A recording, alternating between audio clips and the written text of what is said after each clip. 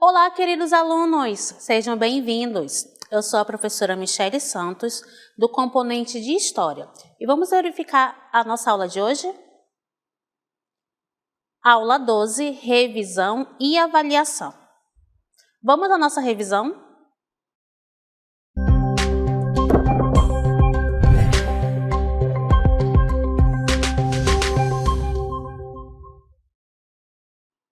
Olá, queridos! Iniciando esta revisão, melhor dizendo, vamos falar sobre as características dos regimes totalitários. Lembrem que o regime totalitário, ele é um tipo de regime que nós temos o autoritarismo, nós temos a questão de um líder sendo cultuado. Então, vamos analisar cada uma dessas características. A primeira delas, culto ao líder. A imagem onipresente, uma liderança nata. E dentre os regimes totalitários que nós trouxemos, nós vamos verificar a questão do Hitler, na Alemanha, do Stalin, na União Soviética, e de Mussolini, na Itália. Vamos à nossa próxima característica, que fala o seguinte: nacionalismo, soberania da nação. Ou seja, é necessário exaltar a nação, é necessário defender aquela nação e também expandir territórios, certo? Ao nosso próximo tópico, a nossa próxima característica fala sobre o partido único ou também unipartidarismo, ou seja, não é permitido a presença de outros partidos políticos, ou seja, não há oposição, há apenas o partido do governante em questão. Nossa próxima característica vai falar sobre militarismo. Como nós estamos observando aí, culto ao líder, nacionalismo, partido único, é necessário manter a cidadania em alerta, é necessário manter a ordem e, para isso, vai ser utilizado justamente o militarismo, o corpo militar. Nossa próxima característica aborda o expansionismo territorial. Uma das características também do regime totalitário é expandir território, defesa do território e conquista do espaço vital, certo? Daqui a pouco vamos analisar o que seria o espaço vital. E a nossa próxima característica é justamente a propaganda e a censura. Controle de massas, mas o que seria controle de massas? O controle da população. Então, esse controle é feito justamente pela censura, ou seja, não vai ser veiculado qualquer tipo de informação, qualquer tipo de notícia, certo? E a proteção dos interesses do Estado através da propaganda. Então, as propagandas que vão circular vão ser todas aliadas ao governo totalitário, certo? Então, dando continuidade, vamos observar o fascismo na Itália. Bem, temos aqui Fácio, que significa aliança ou federação, fundado em 1919. O seu líder é Benito Mussolini, também conhecido como Duce. Em 28 de outubro de 1922, vamos observar a Marcha sobre Roma, em que vamos verificar a imposição, uma pressão colocada sobre o rei Vítor Emanuel III para que ele nomeasse Benito Mussolini como primeiro-ministro da Itália. Então, observem que na Itália nós temos a presença de um império, de um reinado, e nesse contexto de instabilidade política, econômica e social, há a questão, uma pressão colocada para o rei Vítor Emanuel para que nomeasse um primeiro-ministro. Continuando, vamos verificar que é um governo autoritário, antiparlamentar e autossuficiente. Os seus membros compreendiam a classe operária, a pequena burguesia rural e urbana e buscavam o desenvolvimento agrícola, industrial e militar. O que marca esse período também é justamente a invasão da Abissínia, conhecida atualmente como Etiópia, em 1936. Mas qual seria a importância dessa região? Bem, à medida que os italianos conseguem conquistar esse território, prova a questão de expansão territorial italiana. E detalhe, durante todo o processo de ocupação e de invasão do território africano pelas nações europeias, a Etiópia era o único território que ainda não tinha sido ali conquistado ou invadido pelos europeus. E quem consegue esse feito é justamente os italianos. certo? Agora vamos observar, observem agora esse cenário que nós estamos inseridos e vamos falar um pouco sobre o nazismo. Observem que nós temos aqui como plano de fundo justamente o Hitler, que é responsável, é o governante do nazismo, e o exército nazista. Ele está fazendo justamente a saudação nazista, que é muito emblemática para esse tipo de sistema, desse tipo de governo. Então, o nazismo ele vai se consolidar, né, a partir do momento do final da Primeira Guerra Mundial. Então, o contexto vai ser justamente o Tratado de Versalhes, que foi uma humilhação alemã. De acordo com esse tratado, a Alemanha se tornou a principal responsável pela Primeira Guerra Mundial. Logo, era necessário que ela pagasse indenizações pesadas, tivesse ali o seu território com poucos militares, com pouco material bélico, justamente para que eles não viessem a se tornar uma nova ameaça. Porém, esse tratado teve um sentido reverso, ou seja, fomentou nos alemães uma situação de que eles deveriam sim se vingar da situação. Então, revanche após a Primeira Guerra Mundial. Em 1919, temos o Partido Nazi, que vai surgir oficialmente em 1920 e era herdeiro do Partido dos Trabalhadores Alemães, do qual Adolf Hitler fazia parte. E Adolf Hitler recebia também o título de Führer. Vamos agora às características da ideologia nazista. Então, observem só.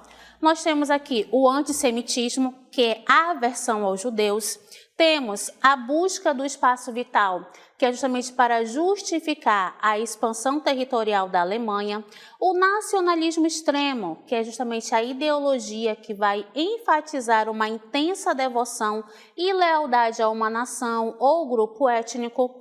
O antiliberalismo, que é a tendência do partido em desacreditar nas democracias.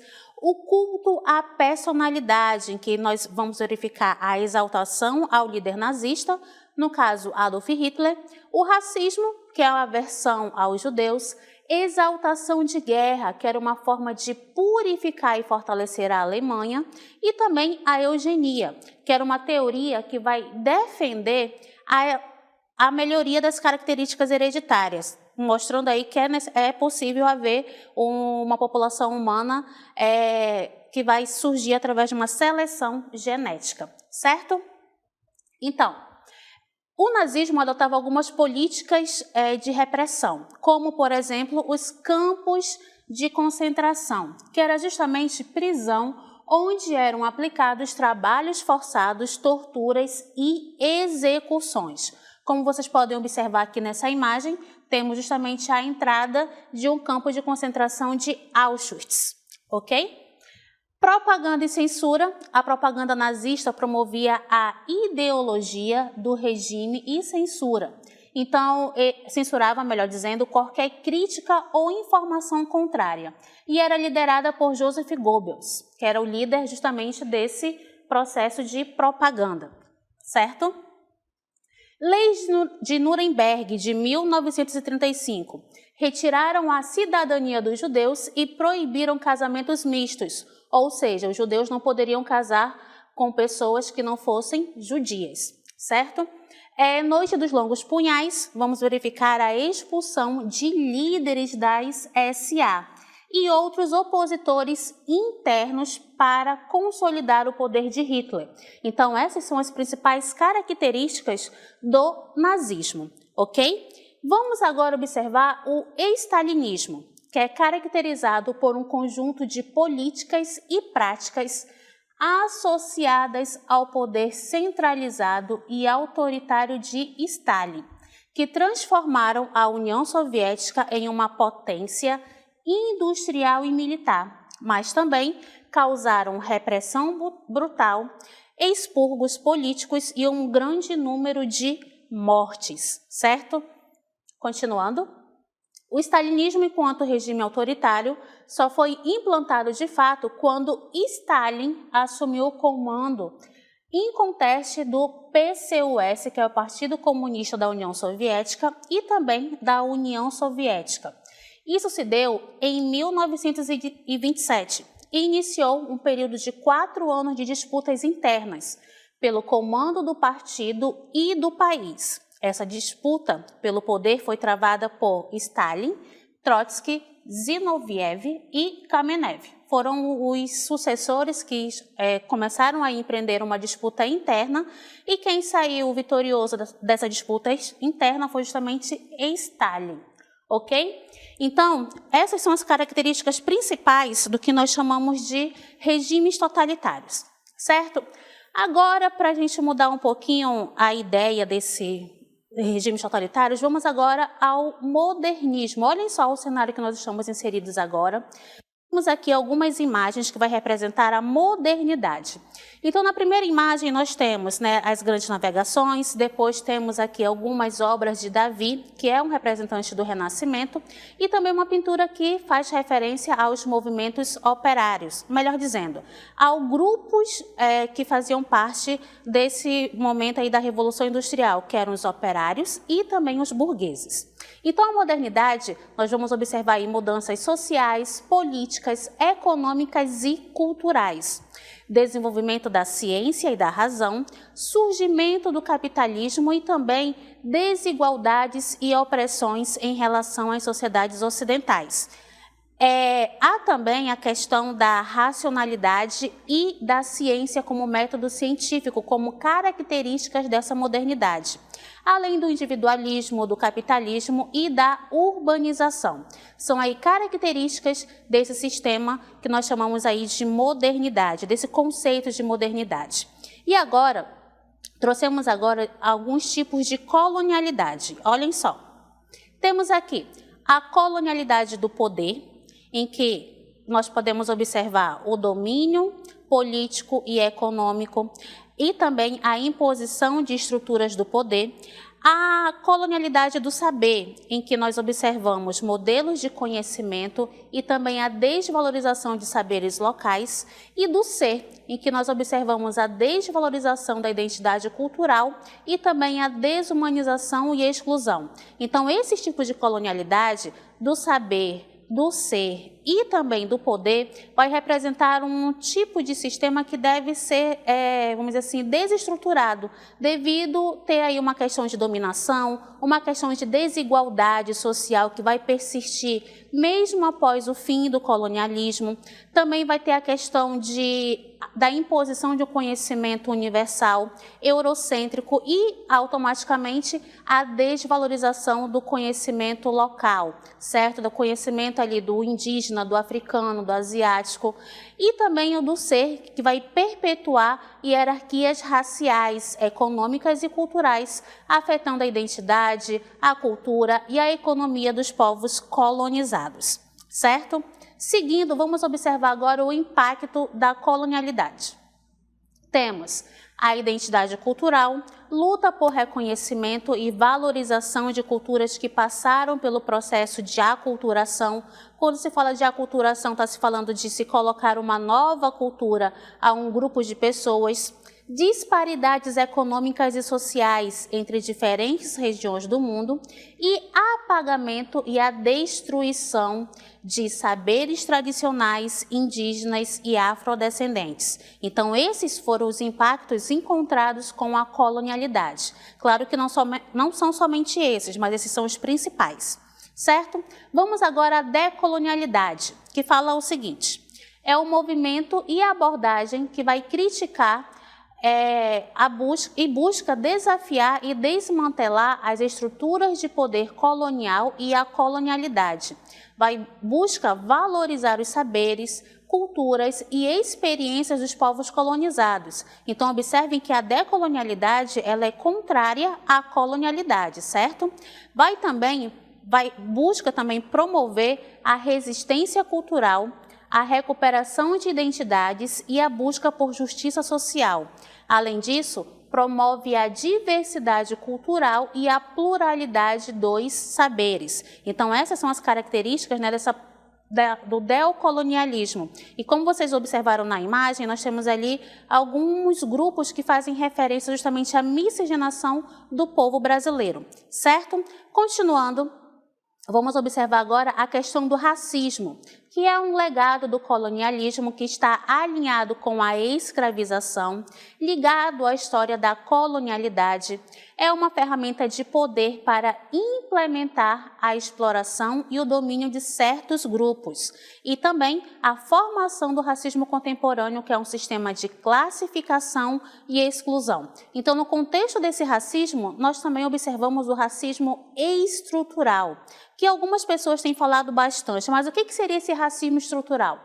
Racismo está intrínseco nas instituições e práticas que governam a vida social e econômica. Está presente nas normas e práticas institucionais. E trouxemos alguns exemplos para vocês. O primeiro deles faz referência ao sistema de justiça criminal, em que nós temos a discriminação sistemática contra certos grupos, sentenças desiguais, defesa desigual, falta de representatividade no sistema de justiça.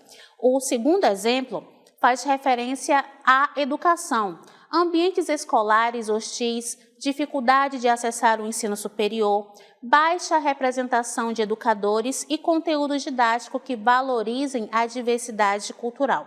E o ponto 3 faz referência ao mercado de trabalho, com as dificuldades para se conseguir empregos e também a discriminação em processos seletivos. Então, observem que nós temos aqui uma imagem em que é representado aí um sistema prisional e o rapaz que foi a vítima, ele aponta para a mulher negra como se fosse a culpada daquela situação, certo? Então, isso é uma característica do racismo estrutural. Vamos agora observar o que seria o antirracismo e a decolonialidade. Antirracismo decolonial implica ir além da tolerância racial e atuar para desmantelar as estruturas de colonialidade que ainda hoje perpetuam desigualdades, ou seja, que ainda geram desigualdades. Para isso, precisamos ter a aplicação de uma educação antirracista, que é justamente uma educação inclusiva, conhecimento e valorização dos povos racializados. E para isso tivemos aí a adoção, ou seja, melhor dizendo, a elaboração da Lei 10.639 de 2003, que se tornou obrigatória a história e cultura afro-brasileira nas escolas. Isso faz parte da educação antirracista, mas também podemos observar as políticas públicas de inclusão, que faz referência às cotas raciais em universidades e programas de incentivo à inclusão de pessoas negras no mercado de trabalho. Então, essa política pública ela visa justamente tentar minimizar os efeitos da escravização, do racismo que ainda está imbuído na nossa sociedade, certo?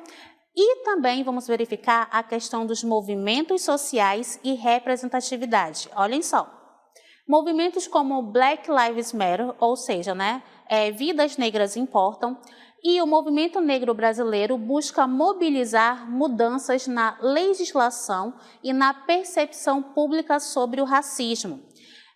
Então, esses movimentos sociais eles tentam diminuir essa questão do racismo nos âmbitos sociais. Observem agora as práticas decoloniais no ambiente de trabalho, que vai falar sobre garantir que o recrutamento seja diversificado e proporcionar um ambiente inclusivo onde pessoas de diferentes origens possam expressar suas culturas e identidades. Então, essas são as características adotadas para se aplicar o decolonialismo, e nesse caso, no ambiente de trabalho. Vamos agora verificar o que é etnocentrismo e colonialidade. Então, o que seria o etnocentrismo?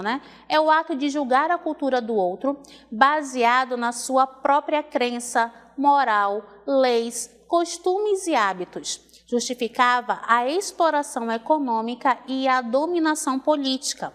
Levava à imposição de línguas, religiões e sistemas legais europeus nas colônias. Então, o etnocentrismo nada mais é do que adotar a cultura de um outro grupo e sendo aquela cultura superior ao território, ao local em que ela estava sendo colocada.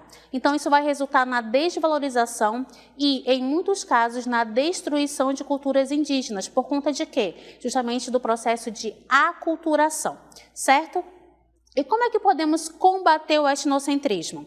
Através de uma educação intercultural, valorização da diversidade e também uma autocrítica cultural. São formas de nós combatermos o etnocentrismo. E como é que o etnocentrismo está de acordo, está alinhado ao neocolonialismo? Vamos lá. Busca desmantelar as posições culturais que posicionam o Ocidente como superior. Valoriza epistemologias, línguas e práticas culturais que foram marginalizadas.